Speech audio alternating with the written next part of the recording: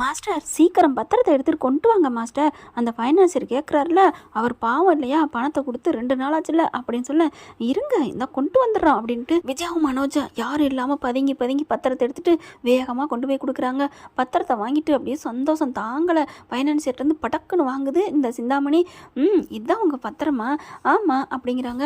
ஐயோ இந்த வீடு சூப்பர், அப்படியே மெயின் சிட்டியில் இருக்குது, எப்படியாவது இந்த வீட்டை ஆட்டையை போட்டுறணும், இன்னும் கொஞ்ச நாள் தான் அப்படின்ட்டு நீங்கள் கவலைப்படாதீங்க மாஸ்டர், நீங்கள் எப்போ வேணாலும் முள்ள வட்டியை கட்டிக்கலாம், வட்டி என்ன அசலே மெல்ல கொடுத்துக்கலாம் அப்படி இப்படின்னு சொல்லுது.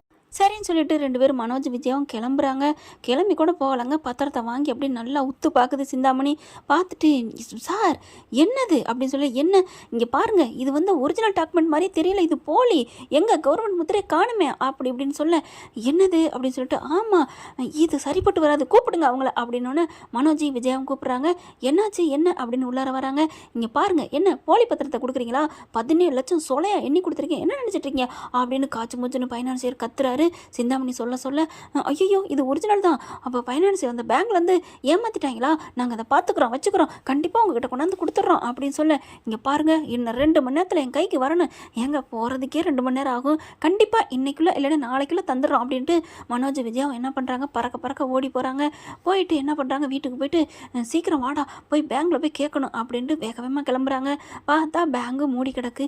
என்ன மூடி இருக்கே, இப்போ என்ன பண்ணுறது ஒன்றும் புரியலையே அப்படின்னு வீட்டுக்கு வராங்க. வீட்டுக்கு வந்துட்டு அடிச்சுக்கிறதுங்க ஆத்தாலும் மைனு, எப்படா காணாமல் போச்சு, ஐயோ இப்போ நம்ம என்ன பண்ணுவோம், இப்போ பத்திரம் கொடுக்கலன்னா 17 லட்சத்தை கேட்பாங்களே அப்படின்னு விஜயாவும் மனோஜும் பயங்கரமாக புலம்ப. எப்படி நீங்கள் கொடுக்க முடியும், எப்படி கொடுப்பீங்க அப்படின்னு முத்து கையை தட்டிகிட்டே வராரு. அப்படியே தூக்கி வாரி போடுது. அப்படின்ட்டு அண்ணாமலை எல்லாரும் வந்துடுறாங்க. ஏண்டி உனக்கு கொஞ்சம் கூட அறிவில்லை அப்படின்னு பலான்னு அறை கொடுக்குறாரு. மனோஜுக்கும் கொடுக்குறாரு. அப்பா என்னப்பா அப்படிங்கல, நீங்கள் என்ன பண்ணீங்கன்னு எல்லாமே எங்களுக்கு தெரிஞ்சு போச்சு அப்படிங்கிறாங்க. ஏண்டி கொஞ்சம் கூட நீ மாற மாட்டியா, இப்படியா நீ ஃப்ராடு பண்ணுவ அப்படிங்கிறாங்க. இல்லைங்க என்னங்க, நீ போய் பணத்தை கொண்டு கொடுத்துட்டு அந்த பத்திரத்தை எடுத்துகிட்டு வந்து நீங்கள் பதுங்கி உள்ளர வச்சிங்கல்ல, எல்லாம் எங்களுக்கு தெரியும். என்ன அந்த சிந்தாமணியும் அந்த ஃபைனான்சியரும் உன் மூஞ்சில் கறியை பூசினாங்களா, கத்துனாங்களா ஒரிஜினல் பத்திரம் இல்லைன்னுட்டு? என்னங்க உங்களுக்கு எல்லாமே தெரியுமா அப்படின்னு விஜயா கேட்க, எல்லாம் எனக்கு தெரியுண்டி அப்படின்னு சொல்லிட்டு, முத்து என்ன சொல்கிறதே தெரியலப்பா, எல்லாத்தையும் சொல்லு அப்படிங்கிறாங்க. அதுக்கப்புறம் என்னடா முத்து என்ன இங்கே நடக்குது அப்படின்னு விஜயா கேட்க, அதை நாங்கள் உங்ககிட்ட கேட்கணும் அப்படின்னு சொல்லிட்டு நடந்ததெல்லாம் சொல்கிறாங்க. நீங்கள் கூட பணத்தை கொடுத்துட்டு வந்தீங்களா? ஆமாம் பேங்க்கில் கொடுத்தோம், பத்திரம் உடனே தர முடியாது, அப்புறம் வாங்கன்னு சொல்லி அனுப்பி வச்சாங்களா? ஆமாம்.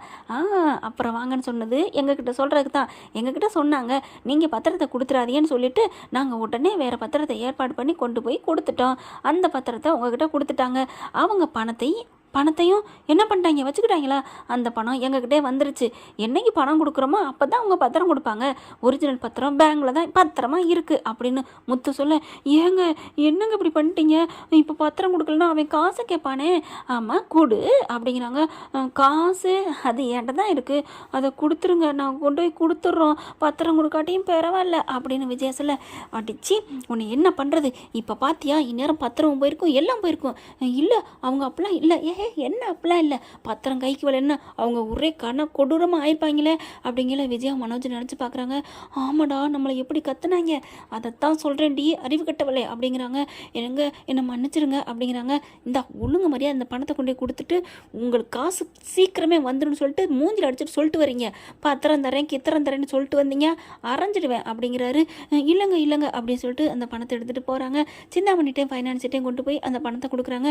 என்னாச்சு அப்படிங்கல, இல்லை எங்கள் வீட்டுக்காரரு அப்படின்னு நடந்ததெல்லாம் சொல்ல, ஓ இந்த பேங்குக்காரங்க இப்படிலாம் விசுவாசமாக இருப்பாங்களா அப்படின்னு அவர் சொல்கிறாங்க. அதுக்கப்புறம் எங்களை மன்னிச்சிருங்க சிந்தாமணி, நீங்கள் எங்களுக்கு உதவி தான் பண்ணீங்க அப்படிங்கல, சே என்ன இப்படிலாம் நடந்துக்கிட்டீங்க அப்படின்னு சொல்லிட்டு, சரி போயிட்டு போகுது பணம் 10,000 கொடுங்க அப்படிங்கிறாங்க.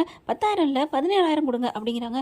17,000மா? ஆமாம் 17 இல்லை 34,000 அப்படிங்கிறாங்க. 34,000மா என்ன நீங்கள் அப்படின்னு விஜயா கேட்க, ஆமாம்மா ஒரு நாளைக்கு 17,000மா, 17 லட்சத்துக்கு 1 லட்சத்துக்கு 1,000 அப்படின்னு சொன்னோன்னே, ஐயோ அப்படிங்கிறாங்க. 2 நாளைக்கு 34,000 காசு கொடுங்க, உங்ககிட்ட தானே இருந்துச்சு காசு அப்படின்னு சொல்லல. ஐயோ நாங்கள் எங்கே போவோம் 34,000த்துக்கு, 34 ரூபா வெறும் காசு, ஆட்டோவுக்கு போக கூட காசு இல்லை, நீங்கள் என்னம்மா அதெல்லாம் முடியாது, முதல்ல ஏதாவது காசை கொடுத்துட்டு போங்க. டே மனோஜ் நான் காசுக்கு எங்கடா போவேன் அப்படிங்கிறாங்க. அப்படியே பார்க்குறாங்களா, ஏதாவது நகை நட்டு இருந்தால் கொடுத்துட்டு போங்க. நகை நட்டா?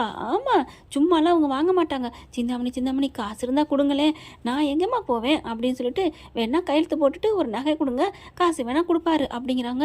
50,000 வாங்கிக்கோங்க, 34,000 போக மீதி 16,000 உங்களுக்கு லாபம் தானே அப்படின்னு சொன்னோன்னே கையில் இருக்க வளையலை கழட்டி கொடுக்குது.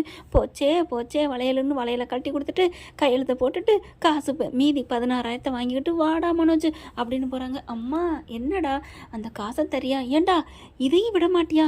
இல்லைம்மா, அது எனக்கு முக்கியமான ஒரு செலவு இருக்குமா, இந்தா வச்ச தோலை ஒரு 5,000 அதில் தாடா அப்படிங்கிறாங்க. சரி போயிட்டு போதுன்னு 5,000 கொடுக்குறாரு. அம்மா அதில் ஒரு 2,000 கொடுமா, டேய் இந்தாடா வச்சுக்கடா பூரா காசு அப்படிங்கிறாங்க விஜயா. இன்னமும் இந்த மனோஜை நம்பி விஜயா என்ன தெருவுக்கு வரப்போகிறாங்களா அப்படிங்கிறத கமெண்ட்ஸில் சொல்லிடுங்க ஃப்ரெண்ட்ஸ். தேங்க்யூ. இந்த வீடியோ உங்களுக்கு பிடிச்சிருந்தா தயவு செய்து லைக் பண்ணுங்க. இன்னும் அப்டேட்ஸ்க்காக சேனலை சப்ஸ்கிரைப் பண்ண மறக்காதீங்க. நம்ம கிட்ட இருக்க எல்லா சேனல்ஸோட லேட்டஸ்ட் வீடியோ அப்டேட்ஸ்க்காக மேல ரைட் சைடுல காட்டுற லிங்கை கிளிக் பண்ணி வாட்ஸ்அப் குரூப்ல ஜாயின் பண்ணுங்க. உங்களிடம் விடைபெறுவது நான் உங்கள் மெஹர்.